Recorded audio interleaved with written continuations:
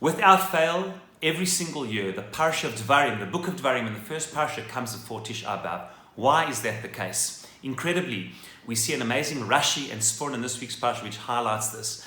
We know that the Book of Devarim is about Moshe's farewell speech, his reflection on Jewish history, and also his rebuke of the Jewish people, what they could have done differently. And incredibly, the very first thing that Moshe says in the beginning of the Parasha, he introduces with the Eicha. In fact, it says Eicha, it's sung in the same tune as Eicha in the Parasha. How can I put up with you? How can I put up with your quarrelsomeness, your argumentativeness, and your burden? What is Moshe referring to? And incredibly, what does he do? He reminds them of the Parasha of trop, where his father-in-law introduced a judicial system of needing lots of judges to assist Moshe in judging the people. Why is this a rebuke?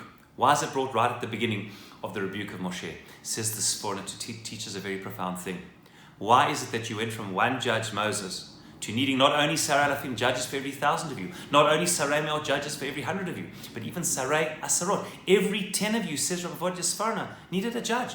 You were so litigious, argumentative, and quarrelsome in the desert that literally every 10 of you needed your own Dayan Prati, as if you needed a judge on tap to rule, even when there was no monetary gain, says the Sforna. You were arguing for the sake of one-upmanship to prove that you were right at all costs. But we know in life, as I've said a number of times in different ways, so often in life it's not about whether we're right, it's about whether we're smart. It's not about our personal principle and truth, it's about the other person.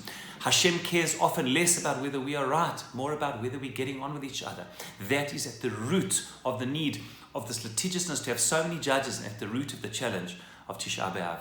We have to internalize that in life, and especially at this time, it is less important in so many areas of human interaction. Who is right?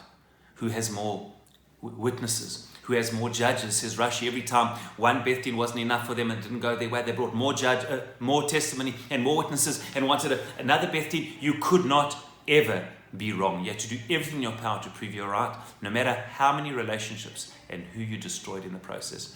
May we enter this Shabbat of Chazon and into Tisha B'Av and internalize the fact that in life, especially at the time of Churban, our personal truths are less important than how we get on with people. The concept of shalom, to be able to embrace the person as opposed to our personal principle.